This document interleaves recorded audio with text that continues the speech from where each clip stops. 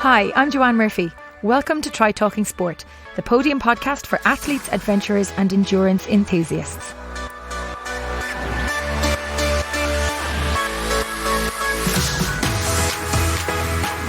Welcome to episode 7 of Try Talking Sport.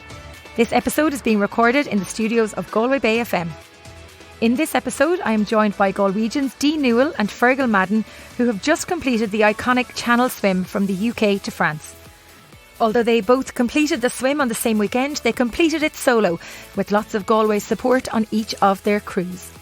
This episode isn't just about swimming the Channel, it's about the planning, preparation and dedication it takes to complete such a crossing.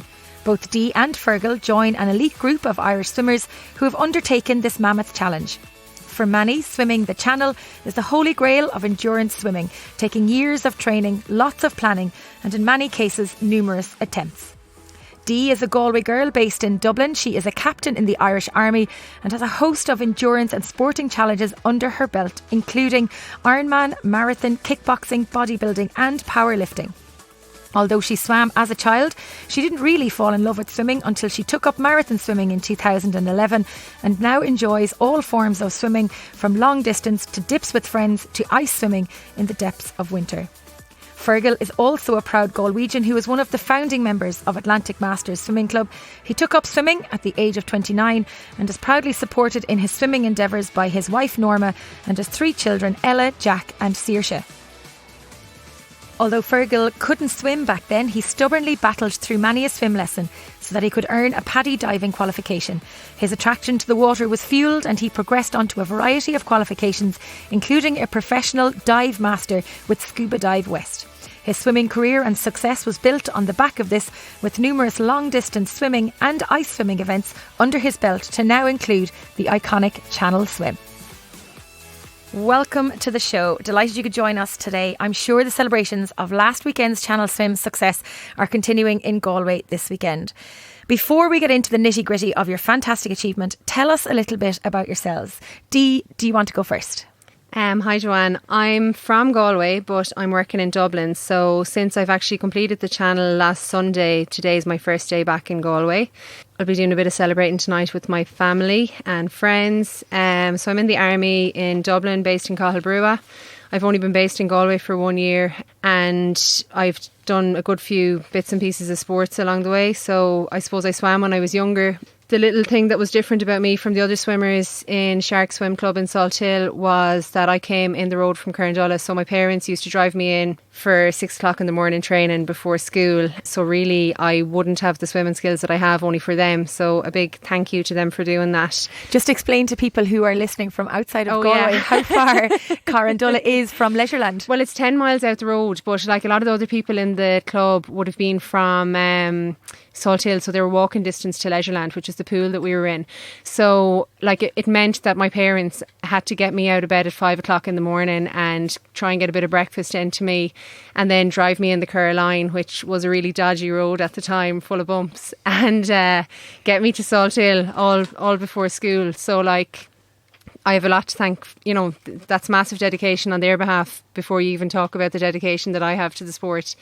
But yeah, like since then I did a lot of, I was a cadet in the Navy originally in 2003 for a year, then transferred to the Army. So I did my 2-year cadetship in the Army. So I suppose the endurance of being the longest serving cadet in the Defence Forces, I'd say, is where I maybe got the start of the endurance sports.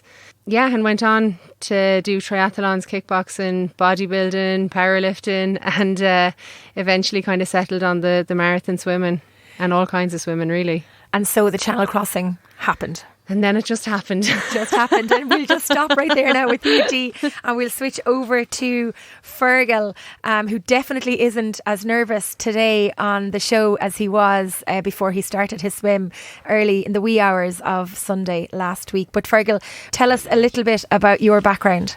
I'm Fergal Madden. I'm from a place called Derrydonnell, which is about 4 or 5 miles from Athenry. I'm married to Norma. We have 3 kids. We have Ella, she's 13, Jack, he's 11, and Saoirse is 6. Busy household, and this swimming takes up a lot of family time, unfortunately, and it's a little bit of a selfish sport. I work in as a technical manager with Coach on Galway in Oranmore.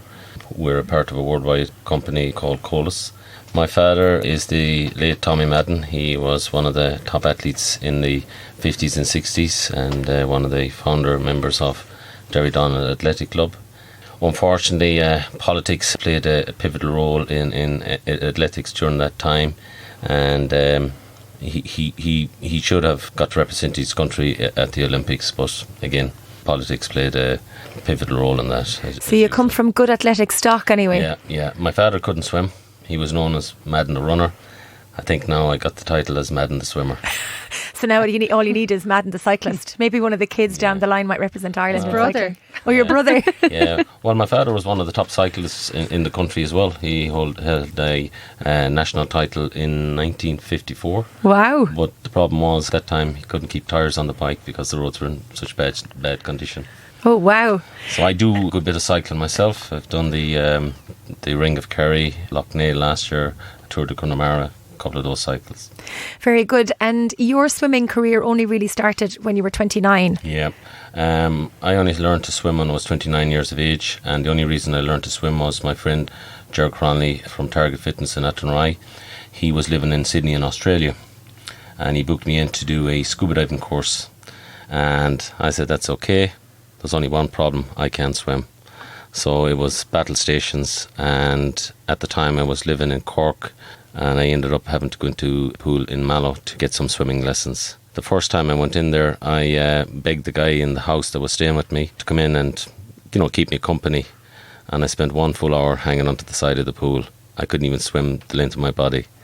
And then I kind of knew I needed to get swimming lessons. And I got one-on-one swimming lessons with a girl called Sharon. She was the head coach of Mallow Swimming Club. And 2 years later, I eventually kept up with the swimming lessons and I qualified as a pool lifeguard. Wow. Mm-hmm.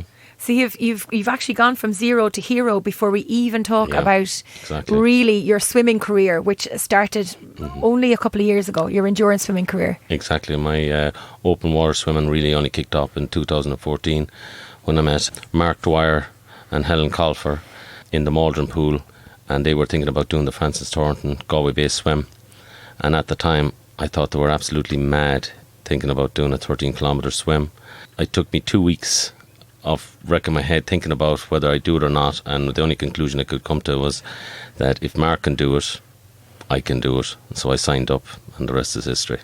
So you've completed Francis Thornton. You've both completed it on multiple occasions. Yeah. So it's the 13-kilometre swim from Aughnish in County Clare over to Blackrock in County Galway, and I've called you across the line lots and lots of times in the swim. It's an iconic event in Galway, really, isn't it? Yeah, I've completed it 6 years in a row since 2014, and I've done Lough Gill on 3 occasions as well. And Deirdre, what is it about the Francis Thornton swim that's just so special? Well, for me, I swam with Kevin Thornton, and I'm that vintage that we all know the family, and I suppose my friend Andrea, she came over in 2016 to do it with me from the UK, and she was blown away by just the swimming community that we have in Galway. Everyone is so friendly. Even in 2016, that year when I started training for the Bay in Galway, I met Joe Kennelly and Mike Flanley in the water one day, and I mean, they're like such a two welcome faces. They are like the welcome faces of Galway Bay swimming.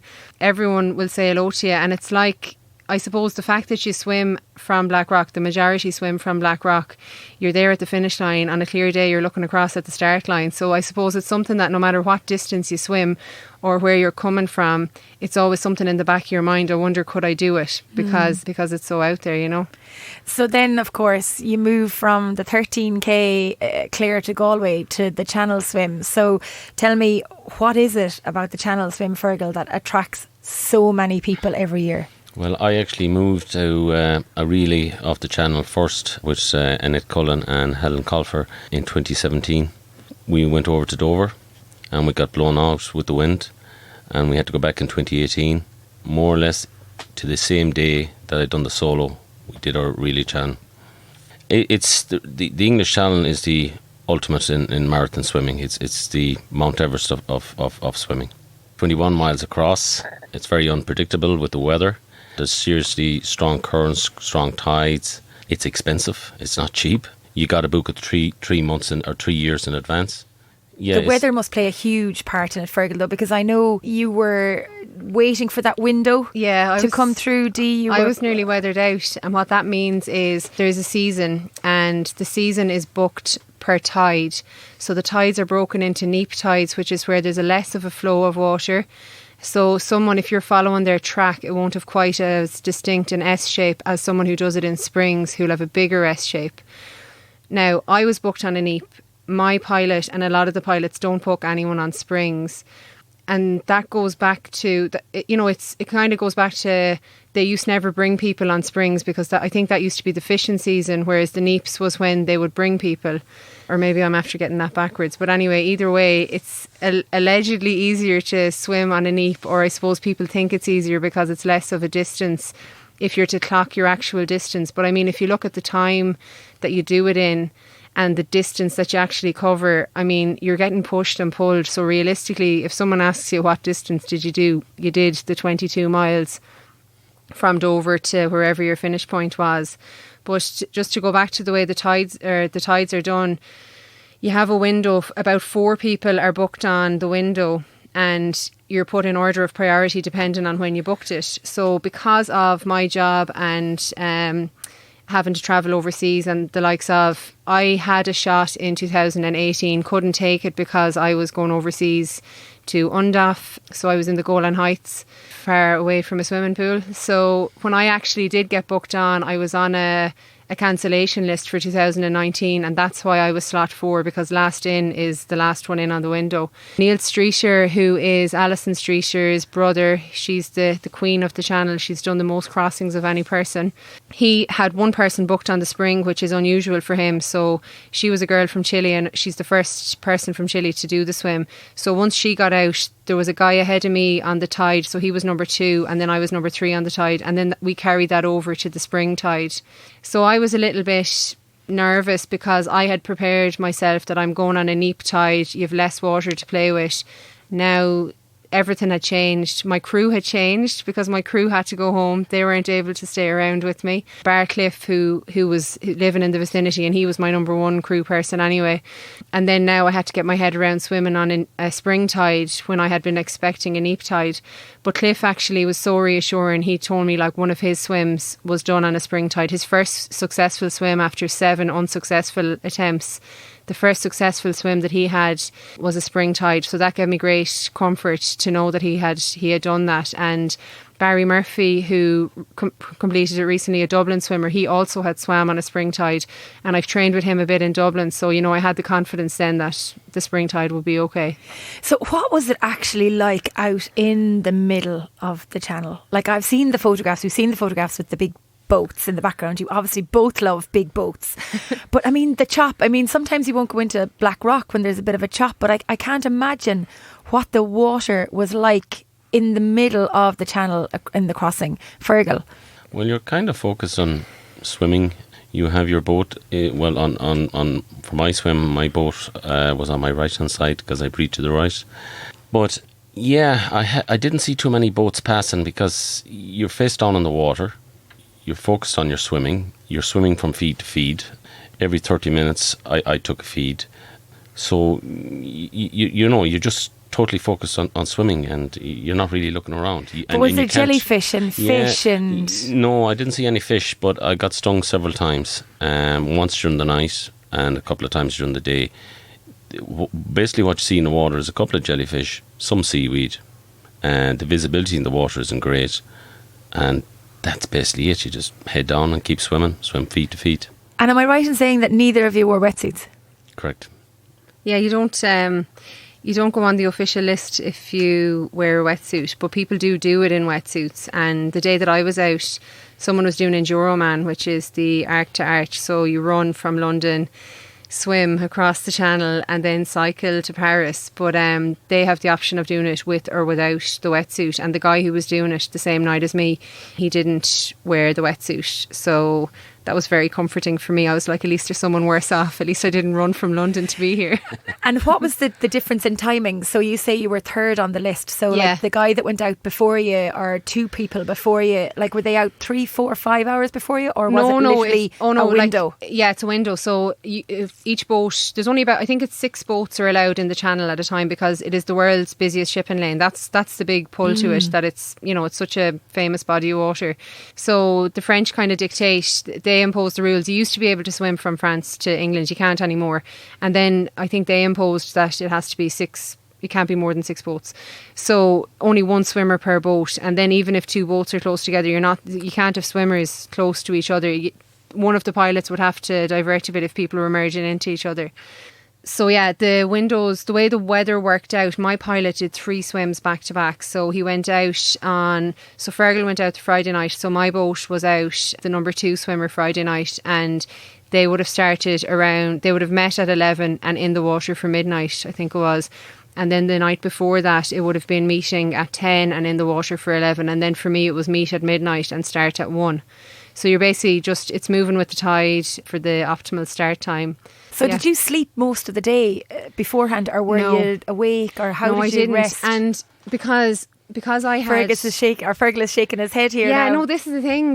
Because I was in my own house. I had it all booked, lovely. But then, your windows run over. I start quickly looking on Airbnb, and everything was booked out or costing a fortune. So Fergal, I hadn't even put the call out, and Fergal contacted me and he was like, we've a spare room in the house. One of his crew got injured, so he was like, you're more than welcome to come in.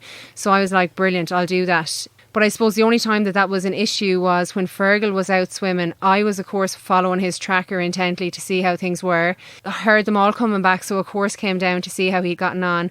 Then I was kind of... So you were finished by the time you started? Yeah. Oh, wow. So I kind of started having a little panic to myself. But then there's a Lieutenant Colonel in work who he crewed for me on the Galway Bay swim when I did it in 2016. So Lieutenant Colonel Mark Brown, and he's the head of all the adventure training in the army.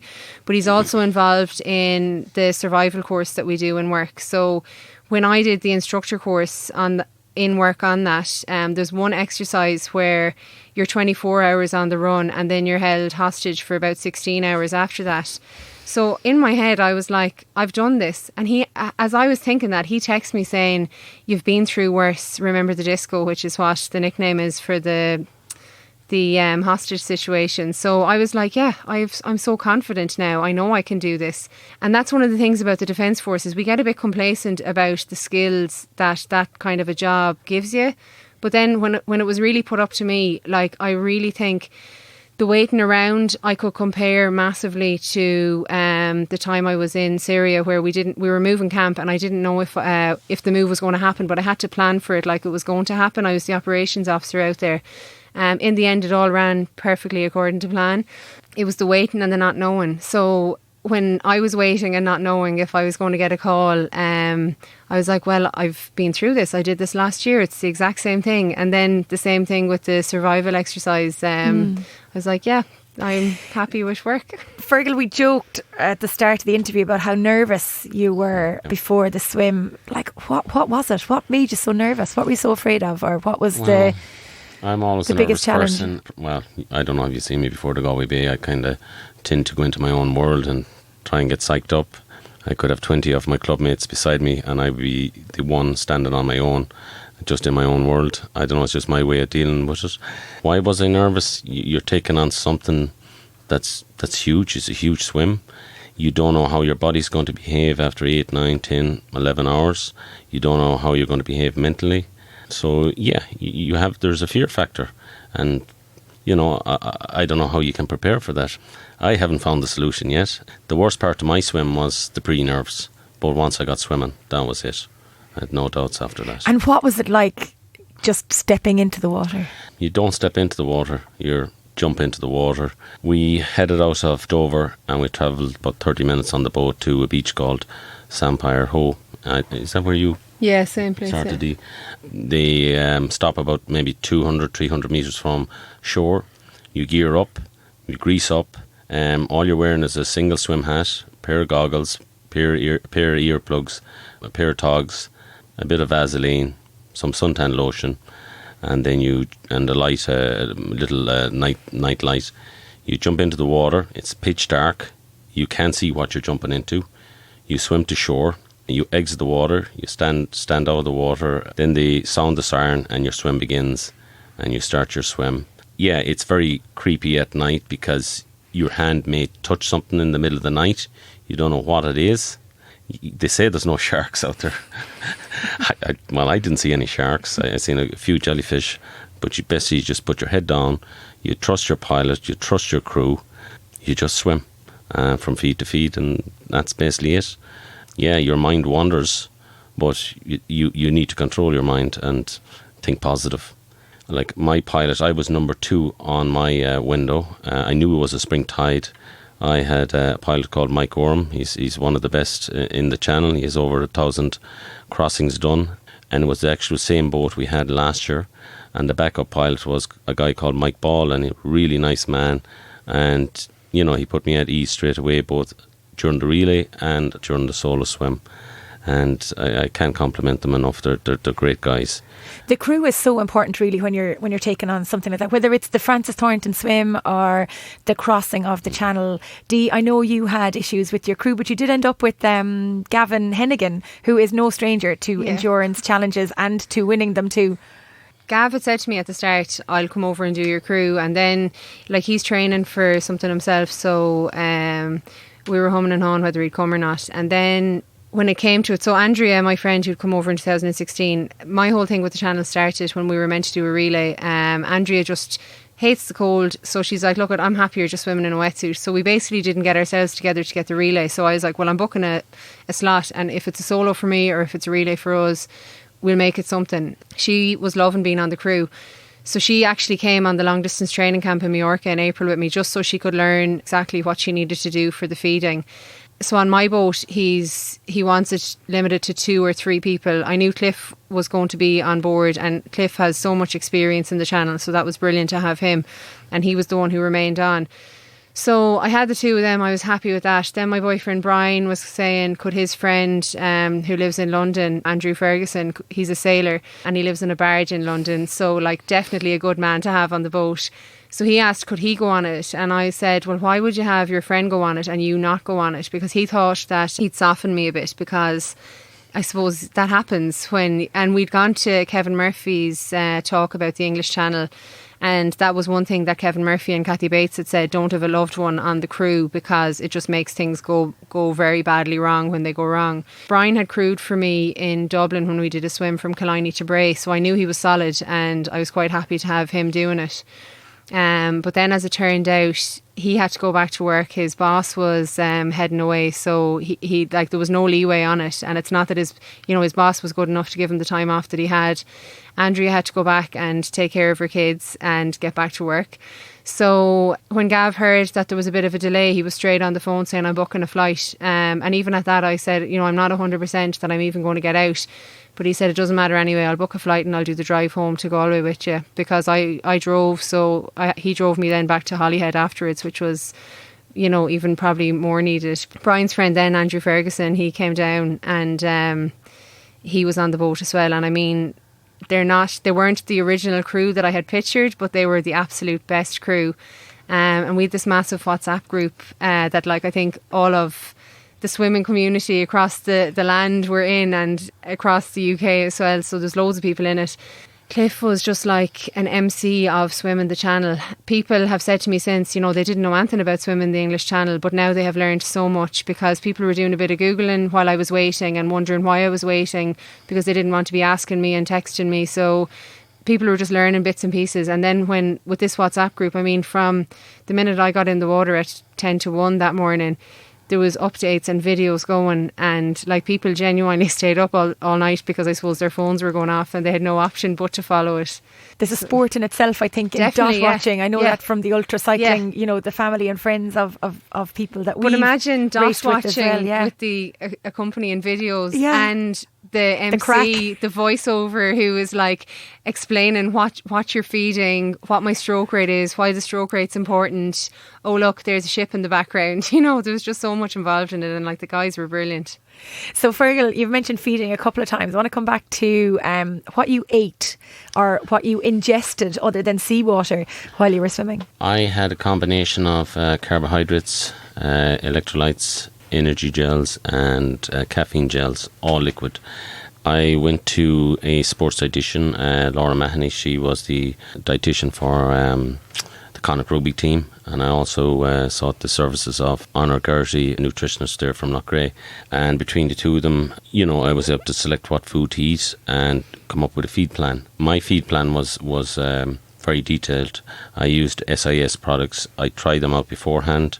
The volume I used was 250 mils. It was, you know, basically it was in a drink bottle which was thrown into you in the water via a string, and then basically it took maybe 30 to 40 seconds just to down the feed.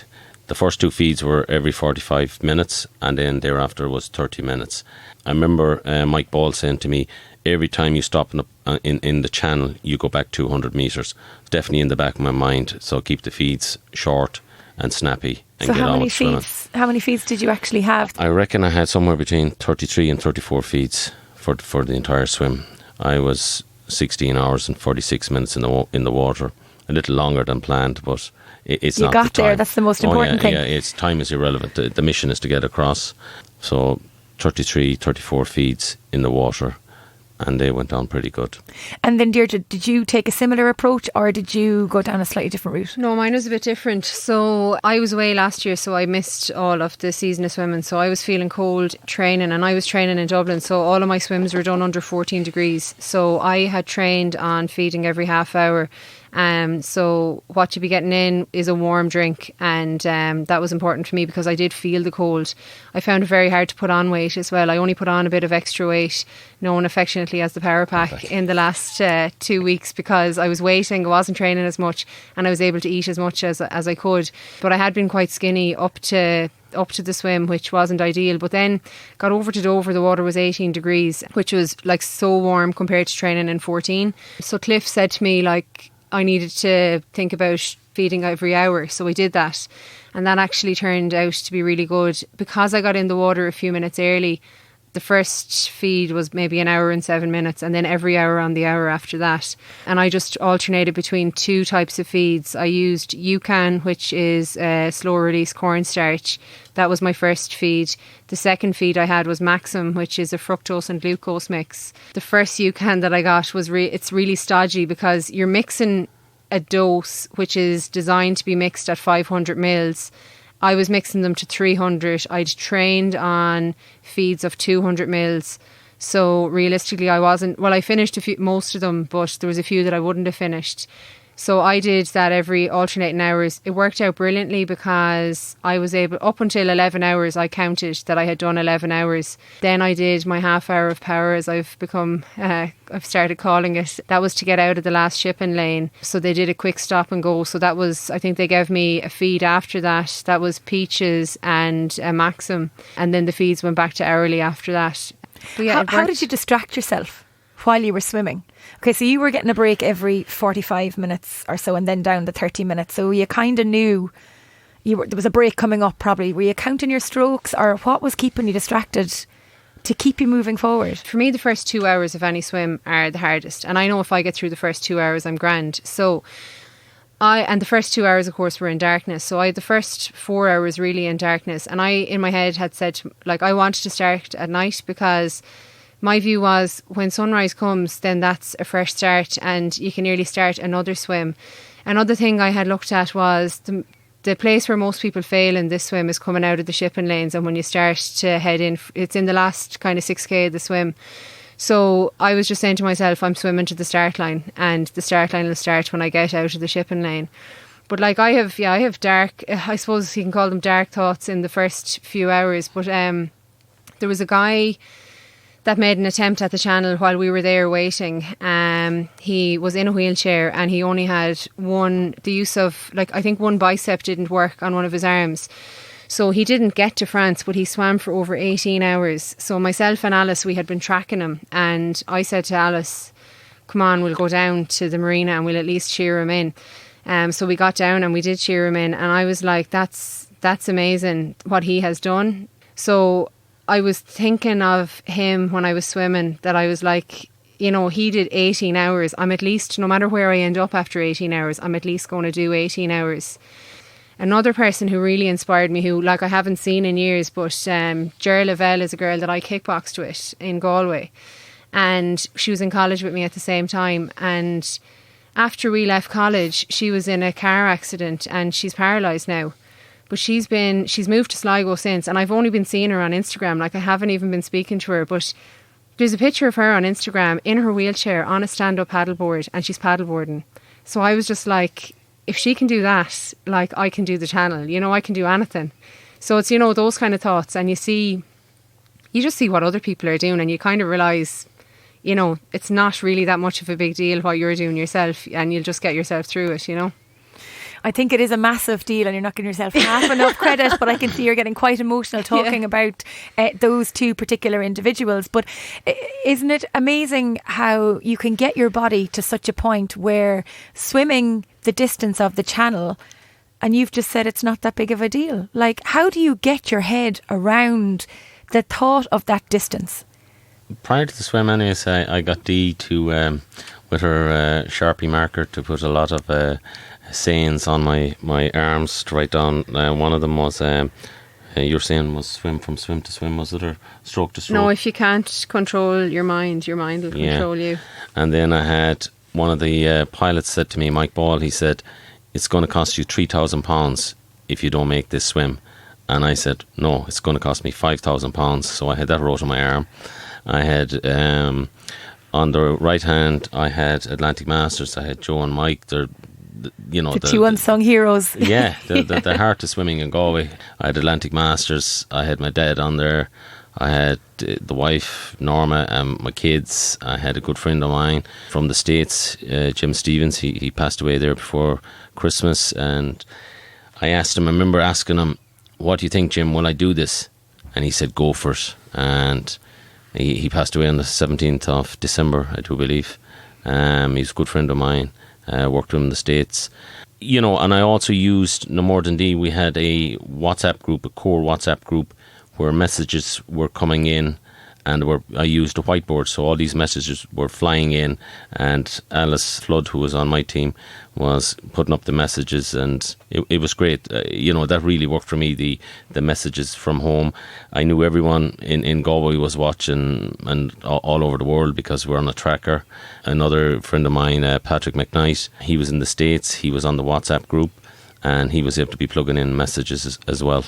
And also Alice had a direct link in to my wife, so she knew what was going on all the time. And of course Alice herself has completed the Channel Swim, and it joins that group of elite Irish people to have crossed the Channel. It must have been a great sense of security for you, really, having Alice as well as the rest of the crew, but also having Alice, who's so close to you all, because I know she's based in London, but she's a Galway girl as well, so I'm sure she was quite helpful and insightful.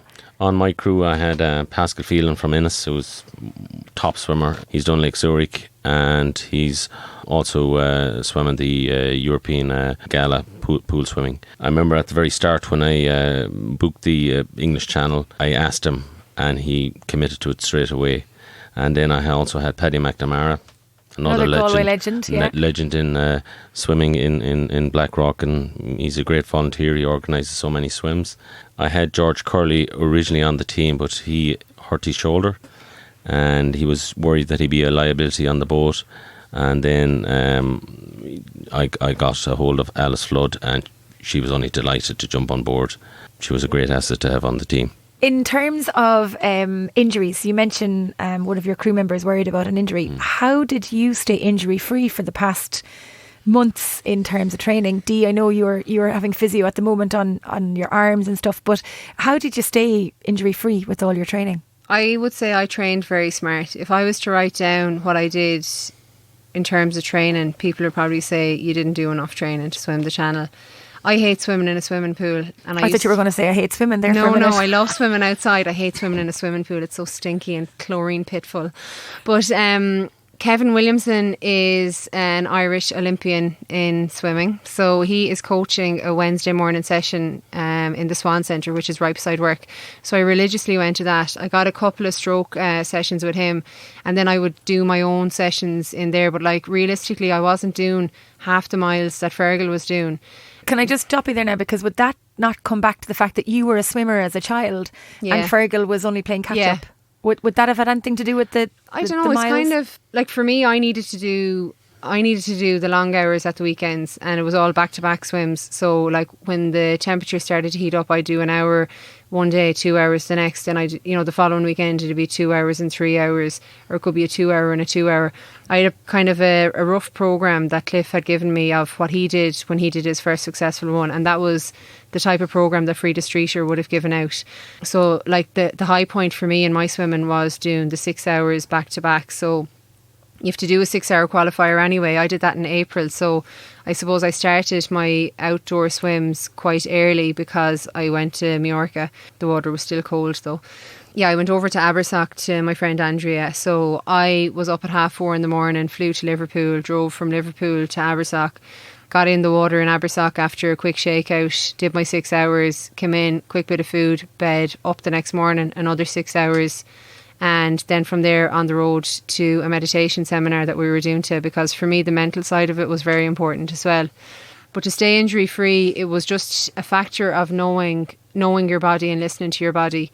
Just because your plan is to swim 4 hours, but if something is going wrong, knowing when to pull back with it. And I had regular physio sessions with Alan O'Brien, who was he works out of Kildare, and he's really good. He's a sportsman himself, and he's brilliant in that. I might say to him after a session, so should I train now? And he'll ask me, well, why wouldn't you train? I'm like, I feel really tired. Well, then don't train, so he has a real cop on approach to it. It's not the prescribed kind of, well, I've done physio on you, so you should not do anything for the next 48 hours. So yeah, really, I think listening to your body. And for me, it was having confidence in your body. A lot of work with the mind as well. Fergal, for you, in terms of training, what were you rocking out a week? In last year, in 2018, I'd done just shy of 1,000 kilometres of swimming, and up till I got across to the Channel, I had pretty close to nearly 700k of swimming done. I had a great coach. His name is David Warby. He works out of Athlone Regional Sports Centre. He took me on board in January 2018, and without fail, he had my training programme up every week. And equally, I could call him when I felt to go through any of the training or any advice. He had one saying, he said to me at the start, and I'll never forget it, he said, I will have you fit for the Channel. And no question about it, he had me fit for the Channel. He maintained that all the training I was done, he called it money in the bank. And he said I would cash in on that on the day I swim the Channel. And how right he was. Like Dee, I had a serious amount of physio because I'm not that flexible. So I had Emer Collins. She done the majority of the physio I had. I went to Emer Craddock for a couple of sessions early on, and lo and behold, people were telling me to try yoga, and I eventually got the courage to go in and do yoga last September with hot yoga in Rinmore, and that helped out as well. Also used the rubber bands for stretching out before any swim. But I'd done a serious amount of mileage. Yeah, I had a lot of niggles. I have an impingement on the left tendon on the left shoulder. I had to get a couple of steroid injections into it. But thanks be to God, it's held up for the swim. So how, Fergal, did you manage work, wife, 3 kids and training? And then Deirdre, the same kind of question for you, but coming from being overseas and not having access to a pool last year. Fergal, I'll come to you first with that one. How did I do it? I work in Ormore, so lucky enough, in the winter I was able to get down to Rinville Pier. I'd done a lot of my swimming down on Rinville Pier. It's only about 3 or 4 miles from work, so I'd scoot down. Like in the height of the winter, you're only going to get a 20-minute swim, maybe 25-minute swim, because you have no evenings. But the majority of the swimming during the winter months was in the pool in the Kingfisher in Rinmore. I would get in there. I would have a training program. I'd just jump in and swim. again, yeah, it's a very selfish sport. You miss a lot of family time, but you have to put the training in. You have no choice, because there's no point attempting a channel swim, and if you haven't the training done and you're not 100% committed for it. It was my biggest worry. Time management was a huge issue when I took Dave Warby on board, and that's why last year, it was great to try it out and see how it went. Like, even though I was swimming for relay last year, but my training was based on a solo channel swim, and I knew then coming into 2019, yeah, I could manage the time. Now, if you ask my wife, she'll probably kill me. She won't. She must be very proud of you, as are the kids. Yeah, but you don't realise how much time it takes up. It takes over your life. Everything is swimming. Again, I would go into the pool. All my training is on Training Peaks. I use a Garmin Phoenix 5. So the minute it synchronises with my mobile phone, it's like Big Brother's watching you. My coach can see exactly what done, my pace, how much distance. So there was no point hiding. You either done it or you forgot it. Well, I think when you're taking on an epic challenge like the channel swim, you either go in all in or you just don't bother. Exactly. You have to give it 100% and have no doubts about it. Dee, in terms of managing your work-life balance, living in Dublin, going overseas, hating swimming pool swimming, needing to be by the sea, and then ending up abroad. Yeah, I'm actually quite bad at work-life balance. If there is such a thing. I'm like, I let myself get really stressed. I would stay in the office as late as I need to get work done, and I had a big wake-up call just before we went to Carlingford. I actually had to go to the doctor, and it was stress. It was just pure stress. And I had an hour-long cry and chat with the military doctor, which people don't do. People don't talk about stress and the stresses of the job in the Defence Forces, because you're afraid of being medically downgraded. But it was purely stress. And while I was having the conversation with the doctor, he was asking me, well, who's your boss and who's your other boss? And I was like, it's not the bosses, it's me. I put this pressure on myself. And I think it's a lot of women in the Defence Forces put the pressure on themselves, because you feel like you're always striving and you never want to be in the wrong, because you just feel like you have something to prove all the time.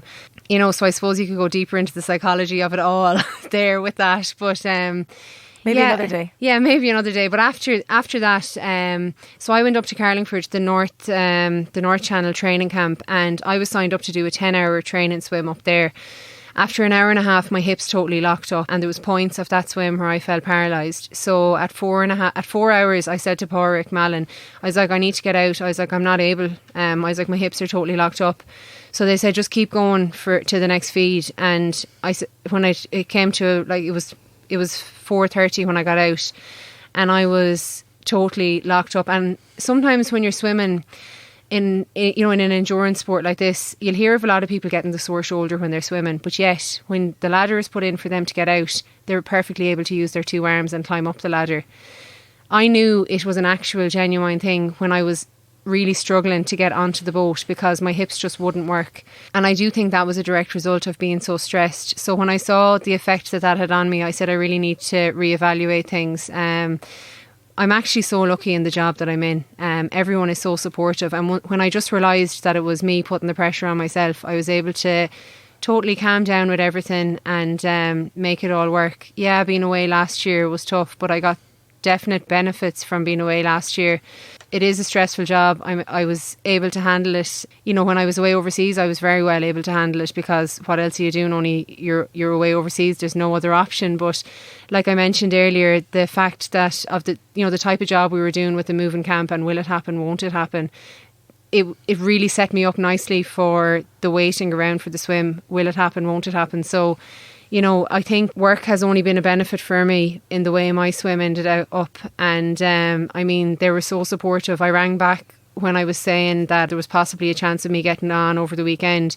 But that would have meant, it might have ran into the Monday. I might have needed to not be back in work until Tuesday or Wednesday. And the answer that I got was, stay as long as you need to stay. You're not going to get this chance again. So there's not many employers that will have that response. And it's the way people in the Defence Forces are. They have a very can-do attitude, and people will put the shoulder to the wheel and make things work. Like there was someone at home double jobbing to cover for me, But I know he didn't mind doing that at all. He was just happy that I was getting to do this. I suppose it all paid off in the end when the Taoiseach recognised the swim and congratulated me on Twitter. So, you know, it's all appreciated, and the Army are quite proud of me for what I've done. Well, I can imagine everybody is proud of both of you, considering you swam as a child, gave it up, did loads of other things, Ironman, marathons, powerlifting, bodybuilding, all that kind of stuff. And then, Fergal, for you to get to the age of 29 and decide to take up a paddy course because a friend in Australia, was it Australia or America, decided this would be great crack and we'll do it. You know, it's a serious achievement. You know, have you actually reflected at all on what you've done? I don't want to make you cry. Yeah. But, you know, sitting here listening to both of you, it's amazing. I'm definitely only coming down to earth from it now. Like yesterday was the first day that I even felt tired after it. You know, it's like my mind has been buzzing since, because when I had such a weight and such a will I won't I go, the one thing I said to myself was enjoy it. And I enjoyed every bit of it. And I genuinely thought if they told me I had to swim back to Dover, I would have done it. Because I had plenty of feeds on board. I had made up 28 hours She's so of practical. feed. 20, how many hours? I had 28 hours of feeds of my UCAN and my Maxim, and then I had 10 hours of feeds of CNP made, which was my in case everything goes wrong and I need to change feeds. Then I also had the containers of the feeds in case I needed more, because the record for the person to do a solo in the longest amount of time is over 28 hours. So I was perfectly prepared to make a new record, you know. That's madness. Absolute madness. Bringing it back down to, I suppose, the generic aspect of marathon swimming and stepping aside from the channel just a little bit. What is it about marathon swimming that excites you or that makes you want to do the long distance stuff as opposed to some of the shorter stuff, as opposed to doing an Ironman again, Dee, maybe Fergal doing the likes of, I'm sure you'll be back to do the Francis Thornton and Loughill and the Great Fjord Swim is on shortly as well. And, you know, but what is it about the long stuff? And I haven't even touched on the ice swimming, which is absolutely mental. Well, you said it, not me. So the marathon swimming, Fergal. I don't know. It's a challenge. I always like challenge. You mentioned the ice swimming. We're both involved in it. I suppose how I got into the marathon swimming, I suppose first and foremost was the Galway Bay, and then I happened to be down in Cork doing the Lee swim, and I met a guy called Ned Dennison. I was sitting on a picnic table, and he came up and he introduced himself, and he's an American guy, and he's living in Kinsale. And I knew about his camp in Kinsale, Cork Distance Week. And I applied. It's invitation only. So I emailed Ned and said, "Hey, any chance I get on this camp?" And he said, "Send on your mileage." And his response back to me was, "You haven't enough of mileage done. You need to do more." So I said, "Okay, I'll prove myself." So I done more, and eventually I got the invite in 2018, and I went to Kinsale and I met these guys from all over the world. I only can describe it as the Olympics of open water swimming. What they had achieved was unbelievable. Like, we were only talking about a one-way crossing of the English Channel. Some of these people have done trebles, they have done doubles, they have done Catalina channels, you name it, 7 oceans, 6 oceans, 5 oceans. Here, what we've done the last day is only a warm-up compared to what these guys have done. And no more than what Dee mentioned as well, getting up to Hit the Wall camp in Carlingford with Pádraig Mallon and the Infinity crew was brilliant. Again, you meet some serious marathon swimmers from all over the world, and that inspires you to take on these massive challenges, and they're more than eager to help you along the way, encourage you, mentor you, and to say go for it. Yes, you know, sometimes the impossible is possible if you put your mind to it and train. It can be done. Do you realise that you're going to be massive inspirations to people for years to come that look across Galway Bay and say, you know what, I'm going to swim the channel? I actually realised that on my WhatsApp group. What the biggest thing that hit me about the WhatsApp group that I had, once I had landed, all these pictures of people that were watching it and tracking it with their kids. Like kids who, some of the kids don't even know me. And it's like, if kids have seen that someone they know did the channel at that age, it's like, that's amazing, you know. And like, I've put it out there to people that I'm happy to go and talk to any school. I'm actually happy to talk to anyone about it. Because, you know, I just think it's such a good thing for people to have an interest, especially kids to have an interest, you know, in the age that we're in where everything is so zoned into a screen, to have something where you're actually out immersed in nature, that you take, you just take a bit of pride in your environment. I mean, you see the situation we're in now in Galway and in Dublin where you have your sewage spills. Like, if we have people that are actively in the water, we will be raising a generation of activists that will say that is not acceptable. You know? And we're very lucky in Galway that not only do we have such a strong swimming community, and we have a lot of young athletes now making it big on the national stage and international stage. Indeed, even recently, was it 2 weeks ago, we had some great results in swimming from Galway athletes, born, bred, you know, everything. And they were like, it's amazing. It's such pride. But then we also have the bay as a resource. We have the river as a resource. You have Lochray Lake as a resource. You have Colin and Muck. You know, we're really surrounded with huge opportunity to make the most of the water. Exactly, yeah. Because like, it's a natural resource. Like, you know, the facilities definitely need to be improved upon. You know, we have in the height of winter, I think, according to Paddy Mac, 200 to 300 people using Blackrock on a regular basis. So we need to look after, you know, Galway Bay and provide facilities for the swimmers, and that includes like Blackrock, Rimville and Ormore, and over the Kinvara side. I'd forgotten about those actually. Yeah, they're other big swimming communities as well. And of course in Galway we have the 365ers that go down every single day of the year. Doesn't matter but even what the going across like. the far side, like, because a lot of the people from Atlantic Masters would live over by Kinvara, and Lynch's Pier is where the Atlantic Masters have their swim every year. So that's going to be on the 14th of September this year. And like, the amount of people who come, like, I had people that I know from Dublin come down to that a couple of years ago, and they're like, this is beautiful because the water is clear. And it's just a different swim. It's one that's a bit off the beaten track, off the usual. You know, everyone comes to Galway and thinks to diving boards in Blackrock, but then you go across to Kinvara and it's like, wow, this is amazing. It's like the hidden gem. Yeah, exactly. Quickly tell me about ice swimming, as they both laugh. Ice swimming. So what's the criteria for the water ice has swimming? to be below 5 degrees. It's the same outfit as the English Channel. You wear one swimming togs, you're allowed to wear earplugs, one hat, and the goggles. So you can do various distances. So I'm involved in the Ice Swimming Association in Ireland. So we had the championships in Armagh this year. 1 kilometres, and then you have 500 metres, 100 metres, and, you know, various relays and things like that. The World Championships were on in Russia. That's the 1 kilometre. There's also a mile swim. So Fergal has completed 2 miles.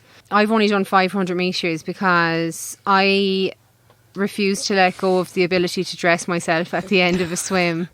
But I am going to Antarctica in 2020. So next February I'll be in Antarctica and I will swim 1 kilometre there. So like Lynn Cox, you know, swimming to Antarctica, she would have been an inspiration of mine on you know, the whole what's possible in sea swimming.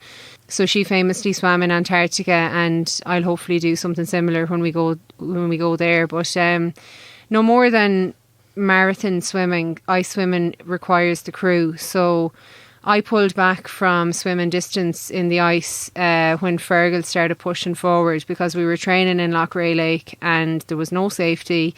And I said, well, I have my paddleboard and I'm happy to go alongside and do rescue, do recovery. And, you know, I prefer to swim in Armagh, which is a 25 metre outdoor pool, because I just like knowing that it's safe. You know, it's the kind of thing that it would be very stupid to go out without some safety cover, because when things go wrong, they go wrong quick and they go wrong bad. So for me, I do the pool training, and, you know, when I have the secure safety measures in an open water space, I'll do it. And after that, I'm happy to just be the safety person for everyone else that wants to do it in the lake. And if somebody wants to get involved in ice swimming, what's the best resource to go to for Ireland? Cold water. Yeah. As in terms of finding out more, like not jumping into the freezing cold water in the middle of winter, Fergal. No. There is I'll give you the website for the Ice Swimming Association and you can add it to the bio. But Wild Water Armagh, I'll give you that as well. That's Ian Conroy. So he'd be involved in the North Channel as well. So it's his resource. It's in his back garden, literally. He has a 2-lane, 25-metre pool. And I would say if anyone wanted to try it, that is the only place to try it because of the safety measures that are in place. And he has such experience and he's such a good guy. And if you're listening from anywhere outside of Ireland, make sure that you get onto an accredited website when you're looking at the ice swimming. Yeah. For both of you, for anyone who is looking to maybe get involved in endurance swimming, whether it's, what's considered endurance swimming these days? Is it I like think marathon swimming is officially maybe over 10k. Yeah. Okay, so somebody who's interested, other than joining Atlantic Masters Swimming Club, which is based here in Galway, but from aside from that, if somebody wants to look at doing it. We've such a great facility with the boys in Galway Bay, and Galway Bay is such a great safe spot to start exposing yourself to it because you're never too far from the shore and you can bail out at any time and walk back the prom. So I would say rather than going into the pool and trying to beast yourself, getting yourself through all the laps of getting your 4 or 5k, whatever done, the distance passes a lot easier when you're doing it in the sea. But the only thing about that is go with someone, wear a tow float. So a tow float is like an inflatable, highly coloured ball that comes along behind you. You snap it around your wrist or around your waist. It's just like a little belt. I did all my training wearing it because I was always the only swimmer and then my friends were on a paddleboard if they were feeding me. During the summertime, like the lifeguards are all along. So if you tell the lifeguards at Blackrock, I'm getting in here, I want to swim to there, they can talk amongst themselves and kind of know to keep an eye out for you, especially if you feel like you need it. But definitely swimming with other people, or if you have friends who have a kayak or a paddleboard, get them to come along with you. And then in terms of maybe looking to swim the channel, Fergal, if we've people listening here now who've been really inspired by what you're talking about, they're already marathon swimmers and they want to consider taking it up, I presume joining a club is really the very first port of call for the support and the knowledge and getting in touch with people maybe that have done the channel swim before. Yeah, I would recommend joining a club, but equally, no more than what Dee said, I have no problem mentoring or giving advice or talking to people. People have helped me along the way and they have given me their knowledge and experience, and I have no issue passing that on to whoever. If someone wants to have a go at the channel, they just got to take it serious.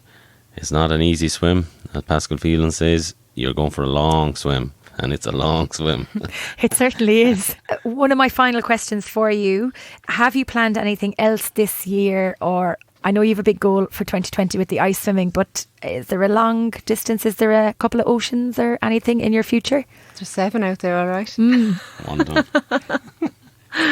It's a lot of pressure to put on yourself, and everyone, like, I've always been out there saying I want to do the North Channel because it's the home channel, but it's a lot of pressure to put on yourself to commit. For me, like, I have overseas to consider in the middle of it all. The fact that for all of these swims you have to sign up 2 to 3 years in advance, you can be planning your life away. So Fergal Madden is the pilot of the North Channel. He was texting me to congratulate me and I really bit my tongue to not reply saying, so how are we looking for a slot next year?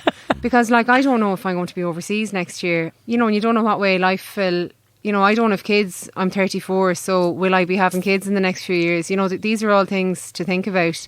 It's definitely something I would like to think about, but the North Channel is something I would like to do. I just don't know when I'll do it. Fergal? Yeah, well, I've spent 3 years building up, training, suffering, freezing myself off at Rimville and Blackrock. Yeah, well, I have to talk to my wife first. She'll probably kill me, but... why not? We may look at a big swim next year. We're thinking about it, but I have to get permission first, unfortunately. Well, I think we should watch this space, but in the meantime, congratulations to you both. Such a fantastic achievement, and you're so down to earth and humble about what you've achieved. I hope you really do enjoy those celebrations, not just this weekend, but in many, many weeks and months to come. I'd just like to say, to thank everyone that has helped both of us along the way. Like the swimming community in Galway are brilliant. The guys that dip every day of the week throughout the winter, the likes of Donny, Joe, Mike, Betty, Pat, all those guys that swim there every day. it encourages us to go and do these challenges. And again, like Atlantic Masters, you know, it was set up in 2014. We've nearly 70 members at the moment, and we have a brilliant club. And again, you know, I know we're talking about the channel, but everyone has their own channel, be it a 1 kilometre swim or 2 kilometre swim. Everyone has their own goal. And again, it's, you know, big thanks to all the team that have helped me along the way. On the 24th of August, I'm having a bit of a gathering in the Malden Hotel at 8 o'clock. So everyone's invited. They'll be flying in from across the world, Fergal, for the party. Well, what I'll do is in the website I'll put in your contact details. So if anybody does want to get in touch with you to chat about maybe taking on some marathon swimming, or indeed on the channel, they can find you there. Huge thanks to the team at Galway Bay FM for the use of the studio to record this episode this evening. Thanks as always for listening to the show. If you enjoyed it, please take 30 seconds to give us a review on Apple Podcasts and on the Facebook page Try Talking Sport. For more information and to check out our previous episodes, log on to www.trytalkingsport.com. You can also subscribe for free across all podcast platforms.